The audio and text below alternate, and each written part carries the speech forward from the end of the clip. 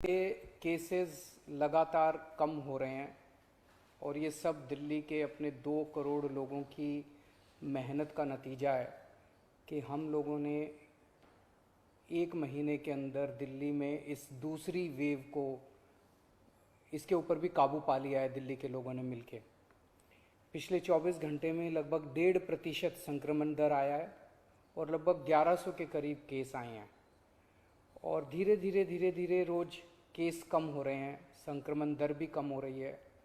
अस्पतालों के अंदर अब बेड मिलने में किसी तरह की कोई दिक्कत नहीं है। आईसीयू बेड भी काफ़ी खाली हो गए हैं, ऑक्सीजन बेड्स भी काफ़ी खाली हो गए हैं। जितने हम लोगों ने ये केंद्र खोले थे, कोविड सेंटर खोले थे, उसमें भी अब बेड काफ़ी अवेलेबल हैं। तो ये समय है अब धीरे धीरे अनलॉकिंग करने का। कहीं ऐसा ना हो कि लोग कोरोना से तो बच जाएं लेकिन भूखमरी से लोग मर जाएं।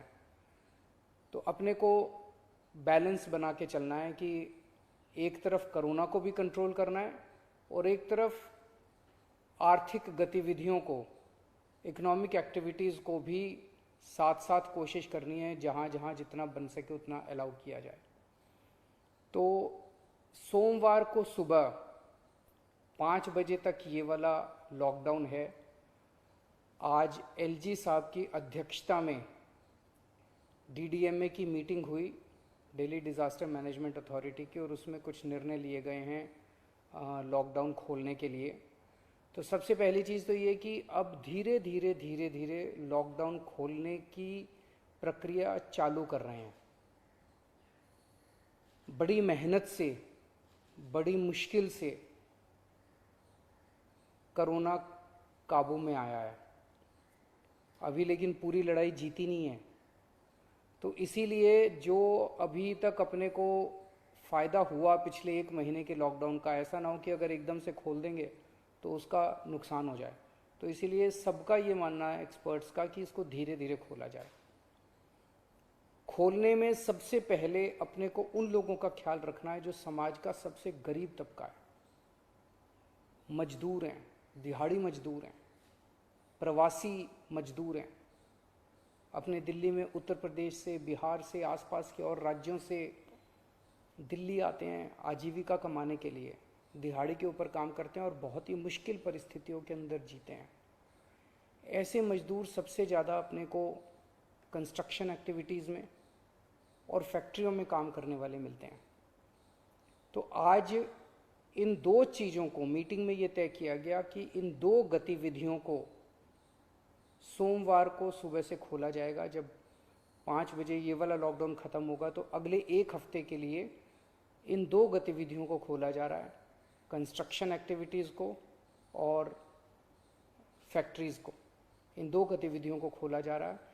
इस पे जो भी थोड़ी बहुत डिटेल्स हैं वो अभी जब ऑर्डर आएगा उसमें पता चल जाएगा कि क्या क्या एहतियात वहाँ पे बरतनी है।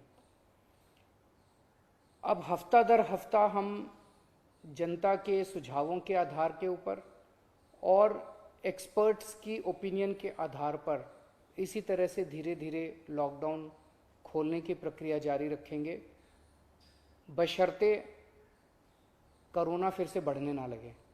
अगर बीच में ऐसा लगता है कि कोरोना बढ़ने लग गया तो फिर हमें एक्टिविटीज़ खोलने की प्रक्रिया को भी रोकना पड़ेगा।